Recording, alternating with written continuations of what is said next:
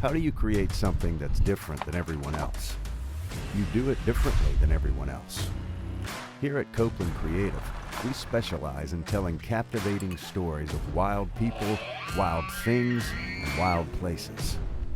We don't just capture the story, we immerse ourselves in it. We are a diverse, multi-talented media house based in North Georgia, and if you have a story that needs told, we want to help you tell it.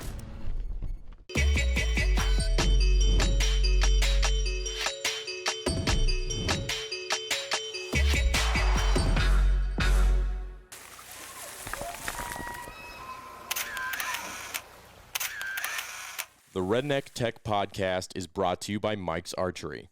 Visit mikesarchery.com and use the code REDNECK10 for... What's up? Welcome back, Redneck Tech Podcast. No idea what podcast number this is, but 197. I think that was the last one we just did with I just did with Sam was 197. Oh, but that's right. Joe decided to grace us with his presence all the way from Ohio. Daddy's home.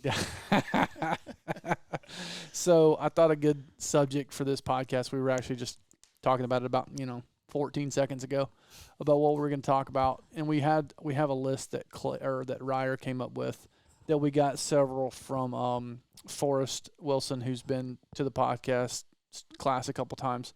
Really good friend of ours. He now does all the content stuff for Bergara and CVA, BPI Outdoors.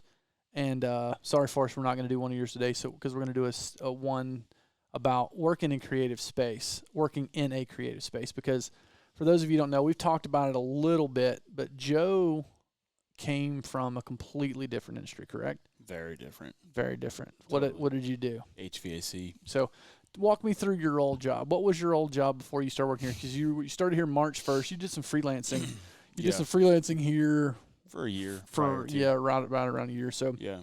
Talk about what your day job was before that. So my day job was running and operating a mechanical contracting business with my dad. Mm-hmm. So, my day-to-day was usually waking up at 4 a.m. I would work out. I'd be to the shop or to the office by, 6 o'clock. I'd get paperwork done from 6 o'clock until 7, until the madhouse started. Sounds like fun. And like 400 people needed everything. Way too many things for me. Mm-hmm. And then it would just be a total madhouse the rest of the 10 or 12 hours. So, and then I would usually go home, usually 5 to 6 at night. So were you mainly in the office? Yeah, I did in the field stuff for maybe a couple years. Yeah, how many years were you there? How many years did you do that? I was there, I believe, 7. 7 years. 7 in total. So what did you do before that? Worked in the oil field. Oh, straight out of college. You tell me that. Yeah, so that was like, I would do 2 weeks on, 2 weeks off for that. Yeah. So I do 12s every day. So we would work anywhere between 80 to 120 hours. Where was that? That was in Ohio, too. Oh, it was in Ohio, too? Mm-hmm. Oh, I didn't know that. Yeah, because oil and gas is big in Ohio. Okay. Yeah, up and down West Virginia, PA. So for 7 years, you ran a big, pretty much HVAC business. Yeah, we had 30 employees when I 30 employees, and you were second in command under Pops. Yeah. So you essentially... So what about that job made you decide, hey, I'm going to go make less money filming hunts? Significantly less. It was like truthfully, I got tired of the people. Yeah, well. I got, the people were everywhere, but I got tired of, I don't know how to put this. In a way that you could put it on the podcast? Yeah. No, I got tired of dealing with engineers, architects. I got tired of, doing a bunch. Because nobody in that industry, no matter what they say, no one really loves it. Like, they're there to collect a paycheck. But not to stop you, but I think that about most jobs. Like, yeah, I walk around in my life, and I have to, remind myself daily, definitely not a millionaire, never will be, but I get to do something at my own, most of the time at my own pace, with the people that I enjoy doing it with, doing the thing that I enjoy doing most of the time. And do we have to deal with some BS? 100%. Yeah. Do we have to deal with clients that don't know what they want sometimes, and we have to hold their hand? Absolutely. But at the end of the day, I look at, name a job, and I'm like, dude, there's no chance. After doing this for as long as I have, for no amount of money, I could do that. I turned down a huge job last year because I didn't want to work in a corporate structure. Mm-hmm.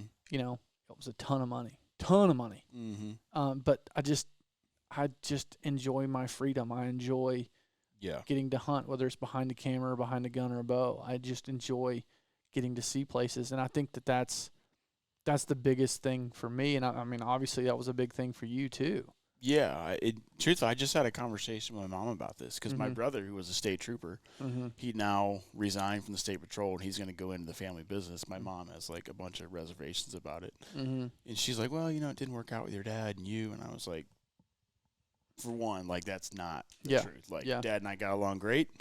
And I just said, "Mom, the reality is I wanted to film things get shot.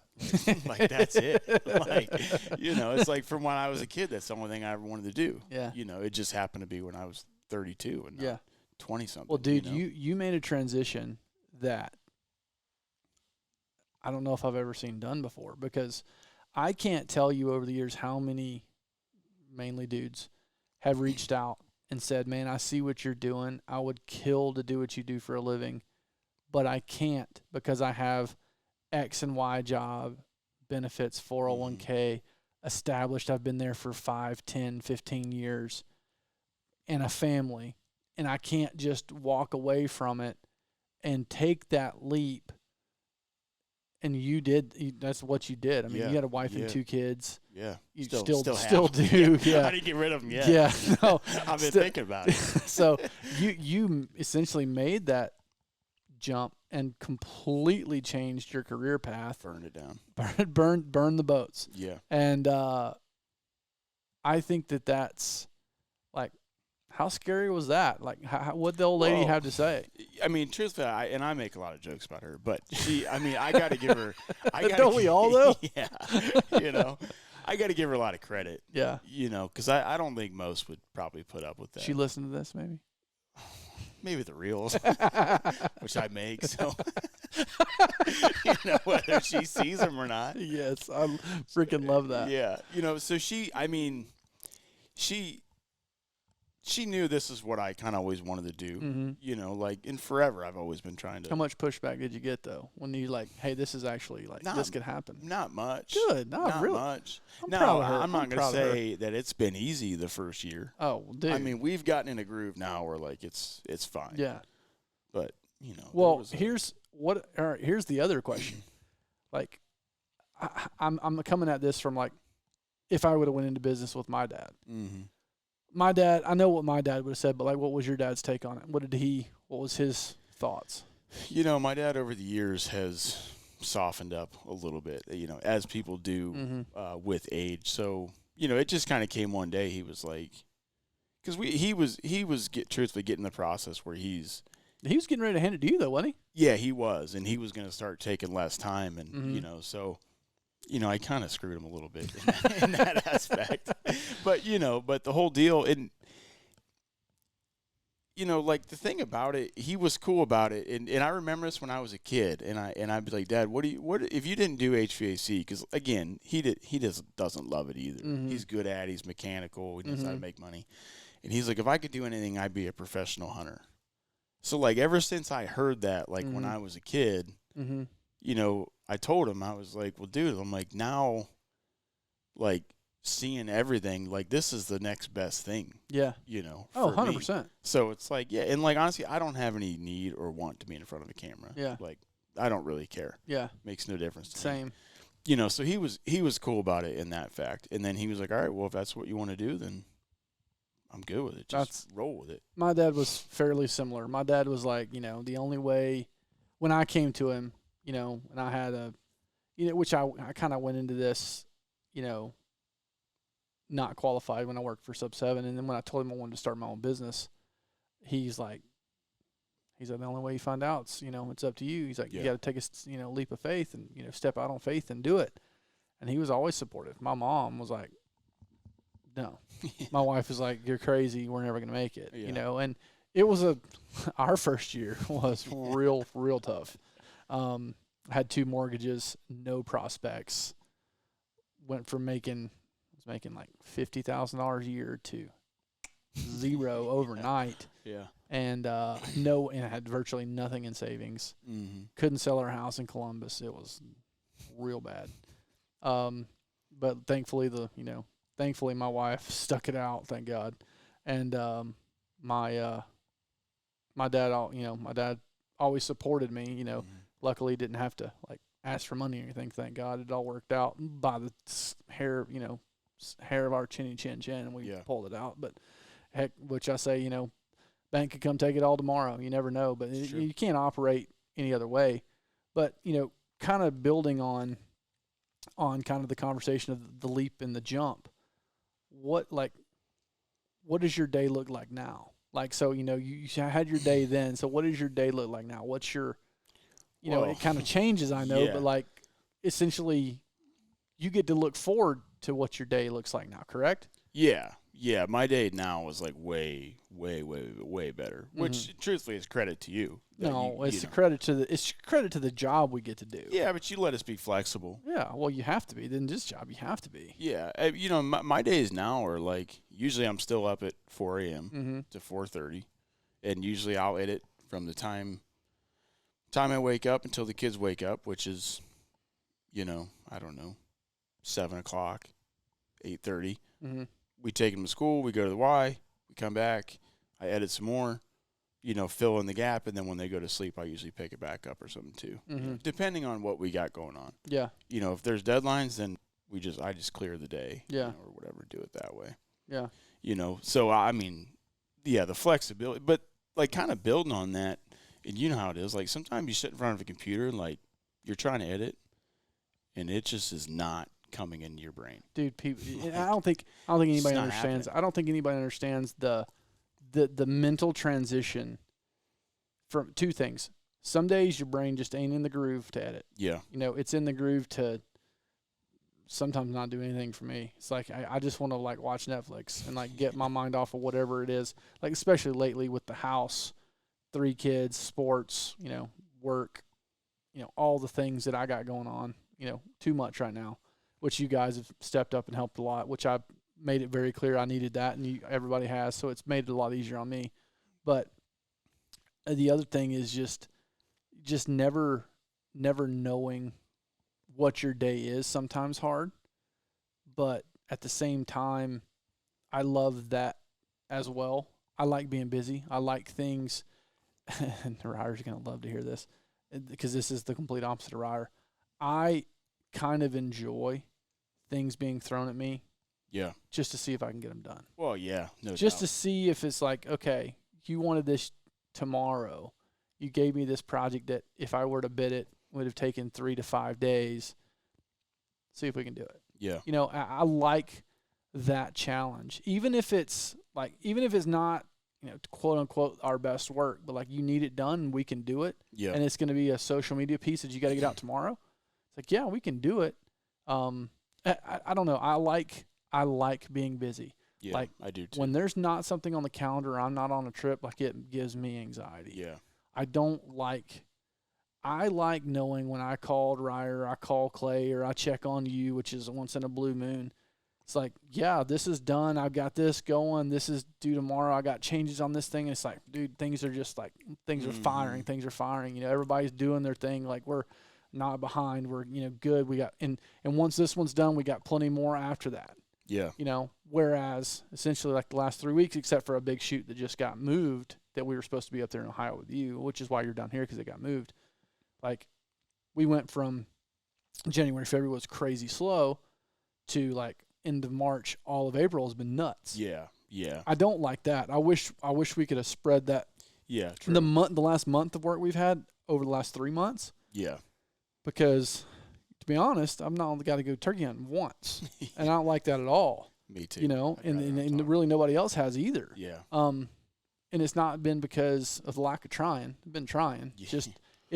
We just house and work and edits and new clients and a lot of new stuff with the Sequon guys and trying to get this stuff spun up with MSS and we're talking with Bass Pro about stuff and we're talking with this person and this person and there's always 3 or 4 things in the works, which I love. I like I like things that take time and they Yeah. build and they marinate. Yeah, no doubt. Whereas like, yeah, it's nice to get, this Toast Target project we're working on. I like, a big project gets thrown at us, but I like the ones that, like I was talking to Sam yesterday. Like if you gave me a choice to do 30 like reels for sports that could be really hypey and cool, or an hour documentary that's this detailed, crazy hard story that's going to take pre-production and planning and travel, like I'm choosing the documentary every time. Yeah, me too. I want to tell the story. I want that challenge. And I think that's the beautiful thing. Like, you coming from HVAC where you're dealing with most of the time people problems, supply chain things, whereas we're dealing with trying to read another client's mind on creativity and making sure we're getting them what they want, and we're delivering the piece of content that they had in their head, and they're doing their best to explain to us, and we're trying our best to understand what they want. We're also trying to put our creative spin on it. Yeah. And then trying to hunt and have a good time with the process. Because that's my thing, is like, that's half the reason I got into this, is like, I want to have a good time. Yeah. Like for sure. I mean, there's trips I can point back to I did not have a good time. Yeah. But more times than not, I have a good time. Yeah. And I'm somewhere, when we were in, we went to that Arizona coos deer hunt. Yeah. Like, that, rugged terrain. It was hot. Wasn't the best weather. Slept on the ground, but like I had a good time. Yeah, it was fun. I'm thinking the whole time we're on the side of that mountain, like I could be digging a ditch right now. I could still be doing IT. I could be, I could be, driving for FedEx. I could be doing all these other things. I could name you 10 jobs I could go get right now and make more money. Yeah. But would I be getting to do this? Yeah. I'm getting paid right now. Oh, it's for just sure. It's just so hard to. Do we get paid a lot? No, we don't. And maybe one day they'll change. I highly doubt it. Not if we stay in the hunting space. But like, I think there's just you can't put a price on all the stuff you don't get paid for. Yeah. The people we've met, places we've got to go. Like I tell people, like, what is it? What you do talk about your job. It's like, I've got to hunt the best ground for everything in the world. Right. Turkeys, deer, elk. I've seen the creme de la creme. Yeah. You don't get any better. No. Then I have a bow or a gun in my hand. A couple times I have. Yeah. But most of the time, no. But I was just as much a part of it whoever was hunting, Yeah. But, I don't know how you feel, but I'm sure you feel the same way. I feel the same way. For me, like, coming with such a high stress background job, like, sometimes the problems now, like, they just don't seem like that big of problems to me. Mm-hmm. Like stuff that we encounter, like, I'm like, oh God, I can't get this cut to come. I'm trying, together, and that's the things I try and tell Ryder sometimes Yeah. too. Like me and him butt heads on stuff like that, and like the problem comes up and he has a really hard time dealing with it. Yeah. And I've seen the side of it that you have. I came from IT. I came from a huge production company where we had, big problems, and like, are they problems? Yeah. Problems a problem, but at the same time, like, it's kind of what you make of it. Yeah. And this, at the end of the day, we're talking about killing turkeys. It can't be that bad. Right. Yeah. No. 100%. I mean, 'cause at my old job, it wasn't much, but there was times where, a $2 million project, and I made an $80,000 mistake. Like that stuff, like you can't get back. No. Like, that's why, like, to me, and that's why I'm glad that I did that prior to, because I got to feel things. And I'm not like saying like what we have is not real stress, because it is, because there's real money involved. Yeah. But for the most part, I felt like what I dealt with prior to, like, had a lot more ramification. Yeah. Like a bad day now is like, we didn't kill something. yeah, it's like, it's just like not, it's just not that big of a deal to me. Yeah. Like it is, you know what I'm saying? It's Yeah. just like, I could totally get it. Before it was like, God, it's like, we might not, like, we went from like not going to make any money to probably going to lose 80 grand, and that can certainly happen here too, but like in my old job, it was like a blink of an eye, you could lose 100 grand. You can make a mistake. You could drop a rig. You could drop a unit off a crane. I mean, there's a million things to go wrong. So that's why, like, my stress now is like so much less. Like my biggest stress right now is like trying to get the Seek 1 out so they can post it, because I know they have their schedule. Yeah. And then when I stop and I just really think about it, I'm like, well, like, at the end of the day, like, this is very manageable compared to, what I'm personally was used to. Yeah. you know. Well, and I think it's cool too to note when we back up way to the beginning, how we met was through the class. I don't know if a lot of people know that. Yeah. How did you hear about? Were you listening to the podcast before then? Like, how did you and hear I don't know how I found the podcast. I think at that time I was like super hungry for. Because I'd never met you, I'd never heard of you, and you signed up for the class. I was like, I don't even know how to pronounce this guy's last name. Yeah, most don't, which is fine. You know, most don't. But no, I don't even know how I found the podcast, but that's how I found the class for sure. Because I used to drive all the time. Yeah, I'd be in the truck going from job to job to job, just like figuring out like, is this the rest of my life? you know. And I make it sound like it was bad. It wasn't. You know, like I had a good gig. But at the same time, like I think about it all the time. It's like you know, if you're lucky, you only, you work until you quote unquote retire, 25, 30 years. Yeah. It's a long friggin' time. Oh, it's to no work doubt. In something that you just like, you don't look forward to every day. Yeah. I cannot tell you, I honestly cannot sit here and tell you. I can a few days at sub 7, but those are for unrelated reasons. But with the exception of, a little bit of time at sub 7, not since Copeland Creative, have I looked at a day and was like, oh, I don't want to go to work. Yeah, right. I don't want to do that. Yeah.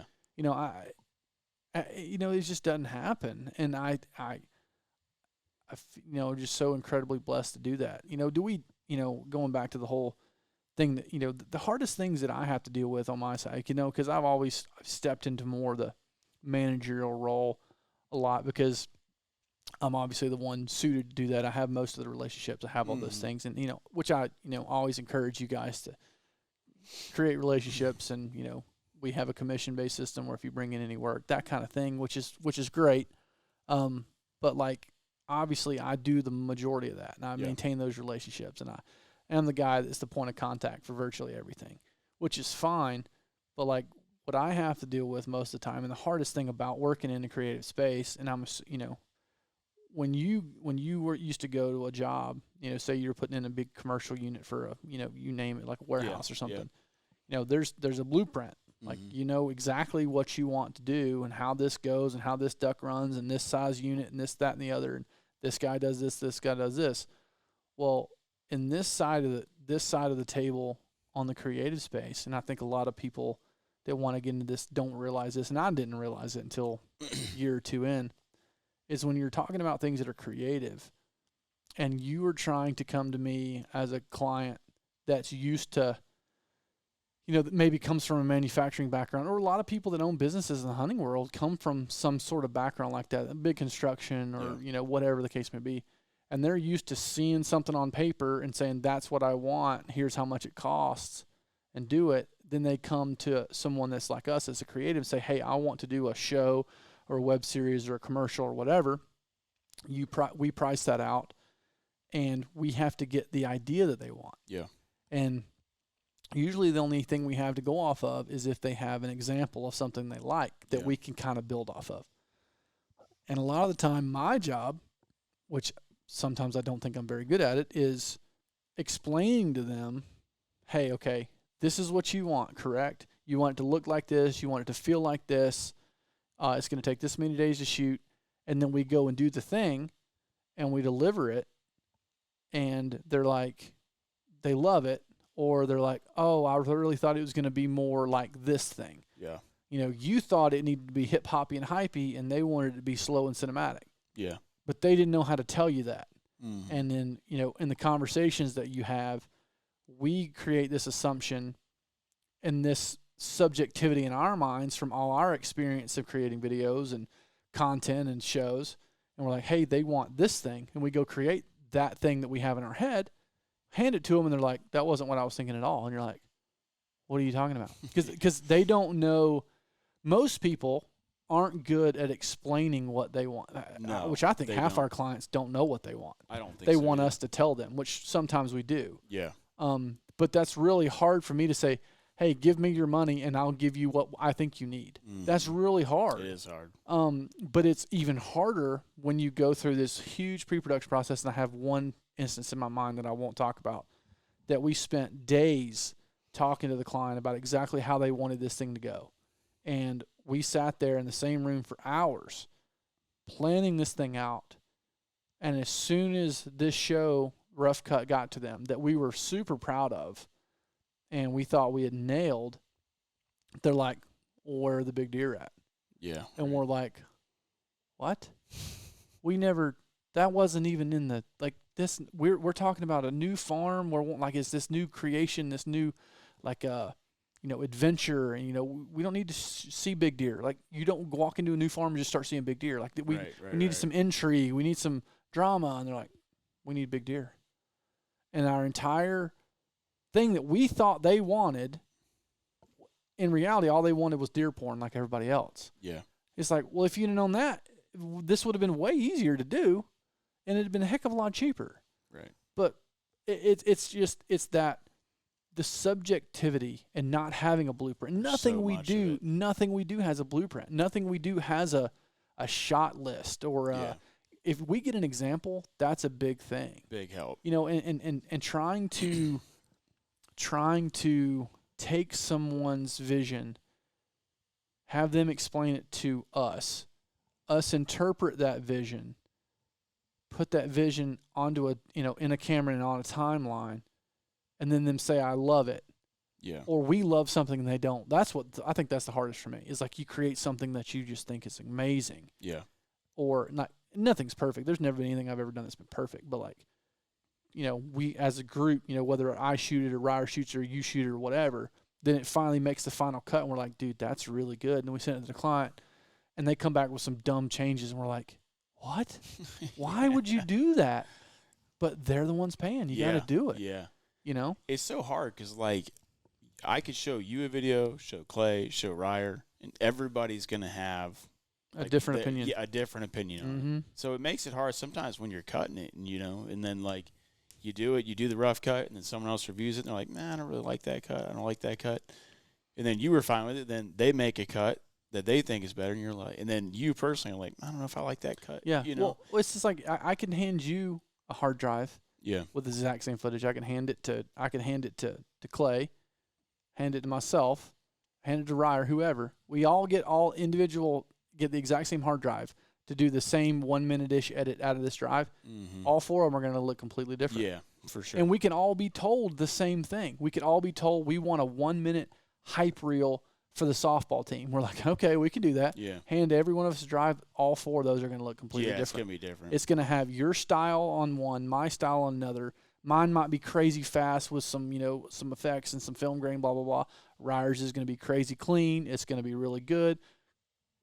Clay's is going to be pretty hypey. He's a former athlete. He did a really good job on the one he did. Yours, I would assume, would be pretty close to that. Yeah. But we all have a look. We all have this bias that's built in us that we can't get out. Yeah. That when you come from a job that's nuts and bolts, yeah, there's really not a bias. Now there's some creative ways to do things. Yeah, but for the most part, it's right and wrong. Mm-hmm. Like as long as the system functions properly and it's installed cleanly. Mm-hmm.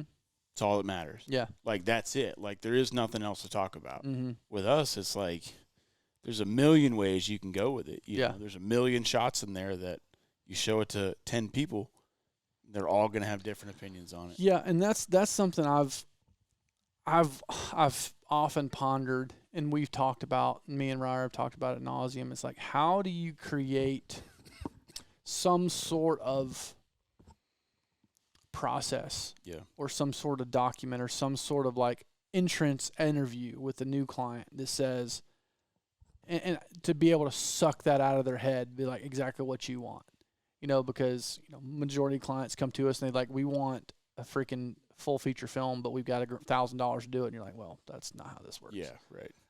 And that's another big issue too, is like, I don't know jack about HVAC. I know it blows cold air when it's hot outside, and it blows hot air when it's cold outside. Yeah.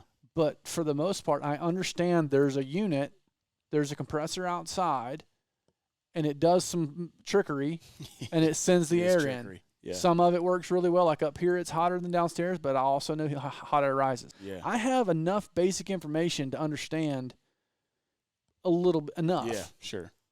To most people, video is voodoo magic. They have no idea. Dude. And for me to and I think half people think that this camera right here, this camera I'm pointing at, like it's just editing while it's getting shot. It's like you get done shooting, like, hey, when's that going to be done? Hold on, give it just a minute. You'll hear it ding and it's done. Yeah. They don't have the first clue, and then and half of our job is that education. It's like, hey, we plan for this amount of time, we shoot for this amount of time, we ingest and organize for this amount of time, we edit, we send you an approval. Don't you post that one because it's not finished, it's not colored, it's not all the things, and then you approve it, you pay us, and then you can do whatever you want with the video. It's yours. Right. That process is lost on a lot of people that don't do this every day. And then for, when you price a 1-minute video that's several $1,000s, you're like, well, it's only a 1-minute video. I can do that on my iPhone. Yeah. And you just want to punch people in the face. Yeah. Because the education and then the subjectivity is like, how do I drag the idea that's in his head or her head or whatever? Because most people have something they've seen or they like, or, they really like Guy Fieri or whatever. Yeah. They really like how he does his shows. Yeah, right. So they want that for whatever reason, because that's what they like. Yeah. So I say, but they don't know how to say that, or they're embarrassed to say they like Guy Fieri. So it's one of those things to where, how do you? And I'm open, and if anybody listening to this podcast has ideas, how do you extract that information out of somebody's head and make it to where that first cut's exactly what they wanted? Because most of the time what we give people they like, because they're usually working with us because they know our style and what we can do and what we're good at. Yeah. But there's been a couple of times that we've done a project and we send it to somebody and they're like, and you're like, where did this get lost in translation? Yeah. And my wife is FaceTiming the crap out of me. She's going to have to wait. See that twice. So it's one of those things to where, like, how do you get that information? I don't think you do. Yeah, I don't think you do either. I don't, because it's like everybody, like you said, everyone watches TV. Mm-hmm. Everybody goes on the internet. Everyone watches YouTube. They have in their head, like, what they like. And I think that's it. Like, people just like what they like, and then you try to make a video where they're hopefully going to like it, and, sometimes they don't. Yeah, I mean, we've had I this think it's impossible. Well, we've had this conversation a few times. Like, Clay only watches YouTube. He watches golf on YouTube pretty much. That's the only thing he watches. Yeah. And we tried to get him to watch other things. He's just not going to do it. I'm just giving up. No, he's not going to. But, I watch things and, in the subjectivity again. Yeah. Christopher Nolan, I think, is incredible. He's one of the best directors there ever was. I hated Oppenheimer. Yeah. Hated it. Yeah, it was not very good. Wanted to leave. Yeah. But then you look at the critics and the reviews. People It's the greatest thing ever. Greatest I'm like, thing I've ever seen. I hated it. Yeah. So it's like, and I watch things like Ryer wanted me to watch Dexter. He's been telling me forever to watch Dexter. I do like Dexter. I couldn't get into Dexter. You gotta I give watched it like the time. first season and a half. Yeah. Not for you. No, wasn't for me. Yeah. Like I just Yeah. it didn't do it for me. Now the second Dexter is terrible. Oh, there's a second. Yeah, they came out with after the last episode, he kind of disappears. Well, then they brought back another season of it a couple years ago. Oh, Not good. how many seasons? I don't know. I don't know. There was like It's just 6 a or big 7. commitment. Yeah. See, I've gotten to the point now lately to where I'm just rewatching things I've already seen. Like Yeah. I'm watching Suits again. I've seen Suits all the way Yeah, I through tried it again. twice. I like Suits. I like Suits a lot. I really do. I've watched Newsroom through, which I've talked about 100 times. I probably watched it all the way through 10, 15 times. Like Yeah. way too many. But would seriously sit down right now and watch it again because I Yeah. love everything about it. I'm kind of watching White Collar again. I haven't seen White Collar. It's okay. It's a solid show. It's Yeah. not anything great, but I'm waiting. I want that next new thing. I want my new next Game of Thrones, my next Yellowstone, my next, Mindhunter is just not there yet. I haven't gotten it. Just waiting on that thing to happen. But again, There's people that are going to hate Yeah. Yellowstone and stuff too. yeah, but they would be wrong. Yeah, right. They would be wrong. Yeah. So See, that's in HVAC. It's like what? Like there's nothing to discuss. yeah, Does it heat? yeah, Does it cool? Yeah. Does it feel humid? yeah. Do you get airflow out of the registers? If it does, Mm-hmm. it's a go. If it doesn't, then you fix it. Well, let's talk about this. So let's think about in terms of oh gosh, we're about to answer my wife's FaceTime on this podcast because she's not going to leave me alone. This is 3 times in a row. Yeah, PG. I'm literally in the middle of a podcast. What is it? I need you to go get the bags for the soccer snacks out of your office. Okay. Where are they? Just call me when you're done. It's okay. Bye. Apparently, I've got to go get soccer snacks out of my office, which is only 4:30. They don't play till 5:30. Anyway, my wife's crazy. What was I talking I about? don't know. I was talking about HVAC. Oh, that's what I was talking about. So, what's the in the spectrum of jobs out there? Yeah. You know, there's tons of them. You know, the creative space, I would say, takes up. I mean, is obviously growing with, you know, because content's so prevalent. But like most jobs is right and wrong for the most part. Most. You know. Yeah. So like, I think this is really relatable for a lot of people out there, because if you work in construction, if you build houses, if you work at the water company, if you are an accountant, if you do whatever it is that you do, it's pretty black and white whether you've done your job or not. Yeah, you know, very. and there's not a ton of gray area. Do you get to deal with idiots? Yes. Do you have to deal with people? Yes. Yeah. But at the end of the day, you either did your job or you didn't. There's no, you know, you did it really, really well, or you did it adequately. Like there's no like, the subjectivity's not there, I guess. It's not. Not as much. And I think that was the hardest thing. That's still the hardest thing for me to wrap my mind around sometimes. Is like you get an opinion back, or somebody watches something that you poured your heart and soul into. Yeah. And they're like, you know, it's okay. It like scares me to hit export. Oh, you know what I mean? Yeah, 100%. Or like, it scares me to upload it. But you do something that you've spent, like Blue Stem. Mm-hmm. Like if somebody said Blue Stem wasn't good, like I would probably fight them. Because I know how much time Ryer put into that. Yeah. How much time I put into pre-production. How much time we put into planning and making sure that thing was perfect. Yeah. And for somebody to come in and say that isn't good, like I would be very upset. Yeah. And I think people are, though. That's the thing. Oh, I know. And no matter what. That's what's so hard. Yeah. But I think it's cool to see the perspective, you know, coming and seeing both sides of that coin. Yeah. Which I'm happy that I got to. Yeah. Truthfully. Like, I go back and think, like, would I have liked been doing this 10 years ago? I mean, probably. Mm-hmm. But at the same time, you know, I didn't get that perspective that I have now. Mm-hmm. And I certainly would not have that perspective at all, you know. Because you only know what certain problems are, like, that are, like, to you right now. Mm-hmm. So if I never had issues prior to, I don't think I'd have the same mindset. So, next question. Why do you think so many baseball players are hunters and get into this? Savages. Well, obviously. But why do you think? Because, like, you look at it's hunting and golf. Yeah. It's just covered with baseball players. I don't know. I mean, it sure seems like that, but. And there's a lot. Yeah. I mean, do you have, like, why you think that? No, not really. I mean, I guess it's got to do with maybe the seasons and Yeah, probably. when the seasons lay out. Yeah, because, like, that's why I didn't play football when I was a kid. They were like, oh, you can't. I'm like, well, I'm not going to not go hunting.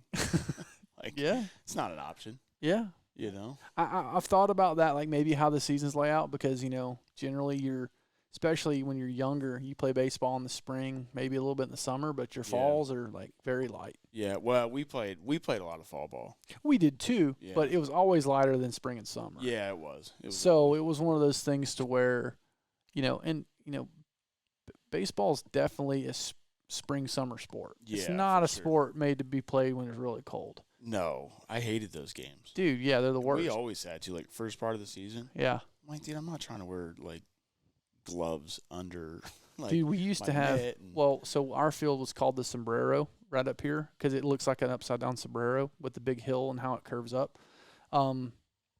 And it just, like, the wind whips down there and it's so cold. And, Yeah. and we start playing like early February. Yeah, Like our first game's like February the 4th usually. yeah, So, you know, we're practicing in January. It's cold as crap. And those first games are always so cold.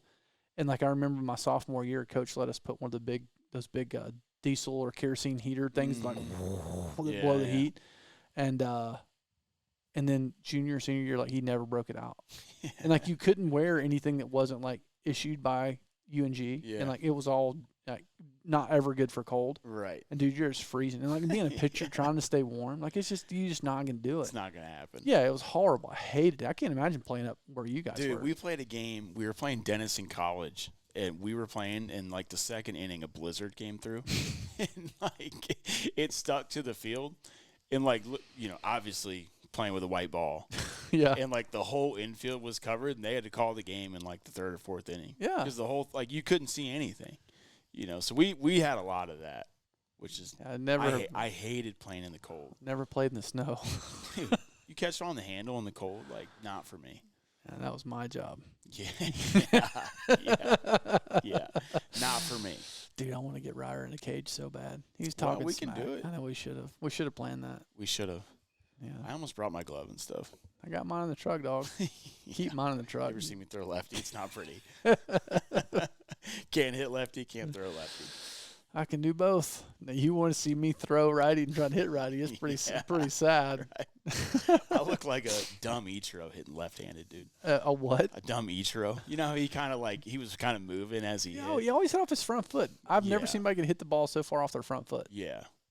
Did you see he pitched against like a bunch of girls the other day? No. Yeah, it was like last year. Yeah, not the other day, but like last year. He was like 53. And they were like, oh, Ichiro threw like 2-hit shutout to a professional girls team. You're like, Duh. yeah. It's You're freaking like, Ichiro. Yeah, you're like, he was 86 off the hill. Dude, And he went 2 for 5 with like 3 RBIs. Dude still got it. Like, he was my favorite, man. Oh, I loved him. Ichiro. Loved him. Ichiro's top of the list for me. I just love watching him play. You know who I loved watching play more than probably anybody? 2 people. Yadier Molina, Yeah. the freaking GOAT. And because just a good catcher. Like, nobody appreciates a good catcher more than a good pitcher. That's true. Dude, just a good catcher that you just know, like that guy's got your back no matter what. Yeah. And the way he used to just throw guys God, he out can. and just look them down Yeah. and dare them to steal. Like, that's just a GOAT right there. Yeah, I love all that. And then Dustin Pedroia. Yeah. I just used to look because that guy, you could just tell he loved to play. Yeah. He literally, I think he's one of the few guys that could literally say that he played 100% Yeah. every play he ever touched the baseball. Yeah, he was a savage. He was like mighty me, mini me. He was so little, Mm-hmm. but the dude just and like I used to love watching him take his prep step. He didn't take a prep step; he took a prep jump Yeah. when he would get in ready Yeah, in the infield, and like that guy just. There's just something to be said about like I love seeing passion in people, and you could just tell that guy Yeah, freaking he was. loved He baseball. was. Like he was put on this earth to play that game. Yeah, he was. My favorite was, and before he was always in substance abuse, but it was Josh Hamilton. It's my favorite, dude. Why? Why Josh Hamilton? He was a savage. He did drop bombs. He was a savage. He had that left-handed swing that was so smooth. Well, dude, lefties always have the best looking swing. They do. But Josh Hamilton's, for me, always hit different. Dude, his home run derby performance. It's insane. Absolutely insane. Yeah. And, like, he was, like, hitting 340 and snorting coke. Like, just hitting 35 bombs a Dude, year. did you see that interview, which I had heard the story, and I'd never heard it confirmed, but about Wade Boggs? Mm-mm. Wade Boggs drank 84 beers, or 74 beers, 84 beers, 74, 84 beers on a cross-country flight in between games and played. 84? It was. I have to look it up. Like That's a lot of beers. dude. So it was. Hold on, I've got to look this up, guys, because it's most one of the most unbelievable stats I've ever seen. It was a flight from like New York because he played for the Yankees. He was playing for the Yankees at the time. They were flying to play the Dodgers, I think. I can't even type. Did Wade Boggs Day? Let me see. You guys didn't know Holy crap! Hold on. Charlie Day has recounted. Hold on, I gotta change the camera. Charlie Day has recounted the story. Has mentioned that while passing the time with Boggs on set, who was of course crushing beers whether the camera was on or off, Boggs gently let him know that his real work record was 107 in a day. That's disgusting.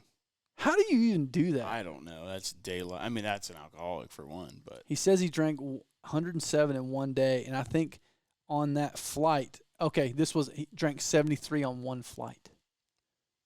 I don't know. You buying that? I don't know, dude. Look, I know you're not a beer drinker, but I'm I've not. tried, back in the day. This is not relevant now. I tried my hardest, and seems like it's impossible. Well, I know a guy he does a lot of fishing, and he's fished with him, and he said it's like anything you've ever seen. With Wade Boggs? Yeah. Oh, Yeah. wow. He said it's unlike anything you've ever seen. Yeah, I mean, he was a savage on the field. He said he doesn't get started until after a case is gone. Can you imagine? Think about that life. Dude, think about We playing. should film Wade Boggs. I'm in. Think about playing a game. Crushing it with Wade Boggs. He's just slugging bush lights. Dude, and here's the thing. He was a Yankee. Yeah. And the Yankees are supposed to be like prim and proper. That dude. Yeah, I know. That dude was a savage. He's like, I shaved today, but I handled 74 beers. Yes.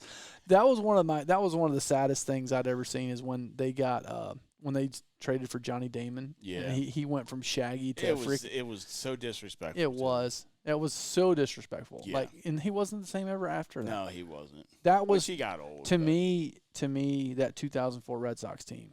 That was Yeah, that was my senior year of high school, Yeah. and I watched like every game of that series. Dude, that was when baseball was baseball. Yeah. See, the thing about baseball, a lot of it. Sorry, we went off on a tangent, guys. We're getting back to filming. Eventually. It's just not today. Yeah. And the thing about like that time, like baseball is almost like the steroid era was cool because there was so many bombs getting hit. Dude. But like at the end of the day, there were so many guys juicing that, and like people that didn't even get caught for it. I say let them do it. Yeah, I mean, if everyone's doing it, I'm probably good with it. But I don't know. It's like it's hard to look back at baseball then and just be like super happy about it. Because like all the guys, man, Dude. Barry Bonds, A-Rod. Dude, the only one I think about is Barry Bonds. Yeah. Like, but here's my thing. Steroids or not, you still got to hit the ball. True.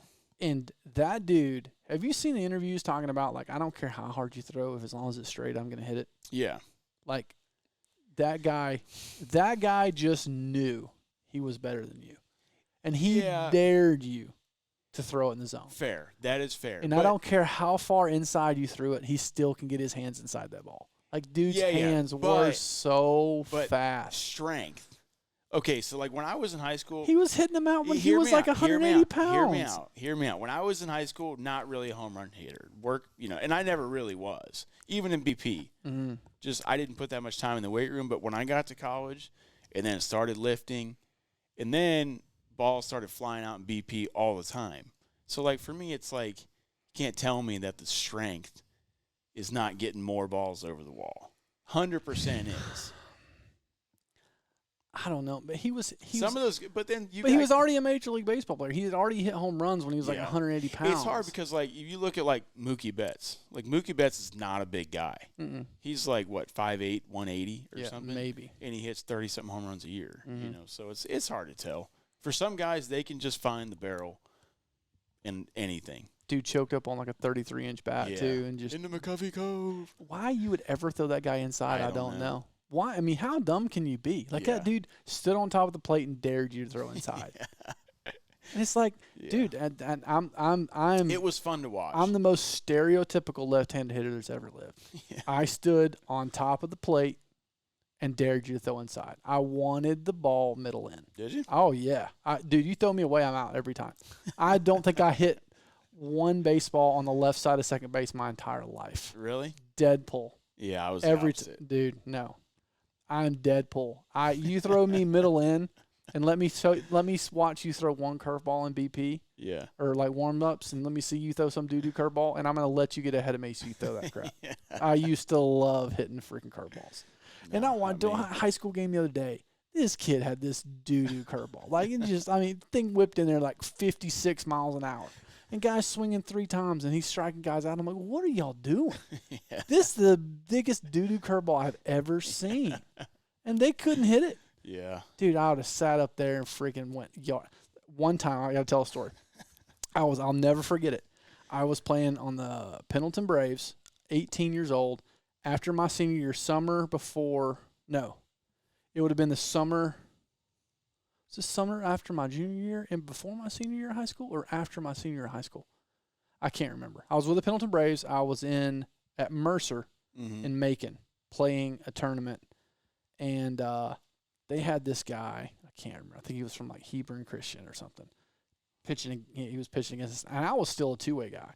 I was still one of the start guys in the starting rotation, but then I played first base and hit, like which I wish I would have stuck with, because I loved, my favorite thing ever was playing first base. Like, every pitcher in college says that. Yeah, well, I'd like to pitch. I'd like playing first base more. Yeah, and hitting was like, I enjoyed hitting. Yeah, I'd rather play defensive first base. That was my favorite thing about baseball. Yeah, yeah. I would have given it all up just to play. Like, if you could have DH'd and had a defensive player DH, like, I would have. Yeah, that's what I would have wanted to do.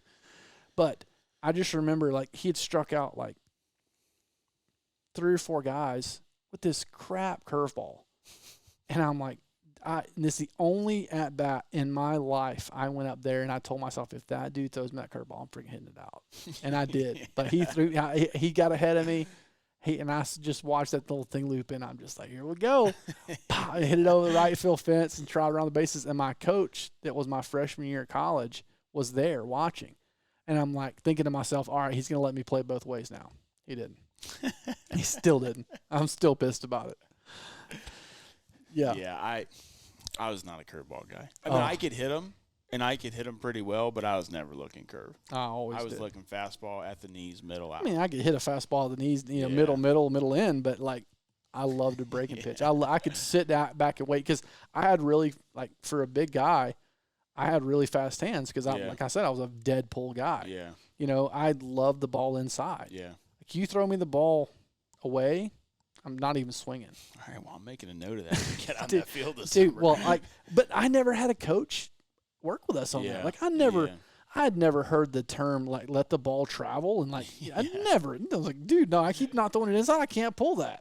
You know, and if I do try and pull it, I'm going to roll over it. Yeah, right. So that was me. Like, you throw me outside, I'm going to roll over it. So, like, I stood on the plate. So if you did throw it outside, it was closer to the middle for me. Yeah. Like, I was the guy, like, you tried to paint the black on the outside corner, I'm not your guy. You leave it over the plate, throw it on the inside black, dude. If it looked like he was going to hit me in the elbow, you're screwed, dude. I'm about to freaking rake you, man. That's how I liked it. I kept my hands inside. I had super fast hands. And I hit, I don't remember how many home runs I hit in high school. Junior year, I had like 5 or 6, and I think senior year I had like 6 or 7. That's not bad for high school. No, and I mean I was a cleanup hitter. Now, I was batted 3rd my junior year, 4th my senior year. But like again, like I'd say I was a average, maybe slightly above average hitter. Yeah. Way above average first baseman, because that was my favorite thing. And then I was a good pitcher just because I was tall and left-handed. Yeah.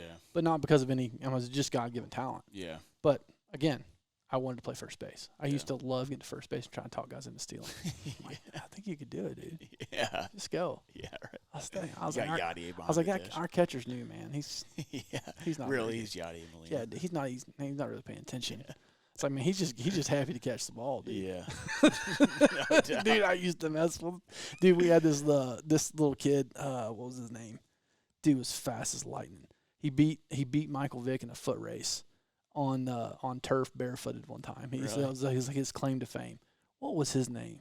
Dude, kid was so fast. Yeah. And he was on our team at the Pendleton Braves, and like in scrimmages, like he'd get on first base and be like, "Hey, Cope, tell him I'm running." I'm like, yeah. He's going. And he steals second base. He gets second base. He's like, "Hey, tell him I'm about to steal third." And I'm like, "All right." Dude, did he like do that it, dude? Ricky Henderson thing dude, I seen he the other day. is so fast, man. He was just so fast. But, dude, center field, run the ball down, great defensive center, leadoff hitter, stereotypical. Yeah. 4-tool guy. Yeah. Missing 1 tool. Pitiful arm. Really? Dude couldn't make it. He was the triple cut guy. He couldn't. He just ball in the gap, like, it's just no chance. You're running on this guy all day. He just didn't have an arm, but he was like so little. Yeah. But man, he was good. Yeah. God, I miss those. I miss it so much. I do too. We really went off on a tangent. Yeah, we did. But it's okay. Yeah. So moral of the podcast is quit your job. Wife, kids, doesn't matter. More of the podcast, quit your job, and baseball's the greatest sport ever played. Yeah. Pretty obvious. Yeah. Cool. All right. Well, I probably should get off and find out what the heck my wife wants. Yeah, you probably should. All right. Peace.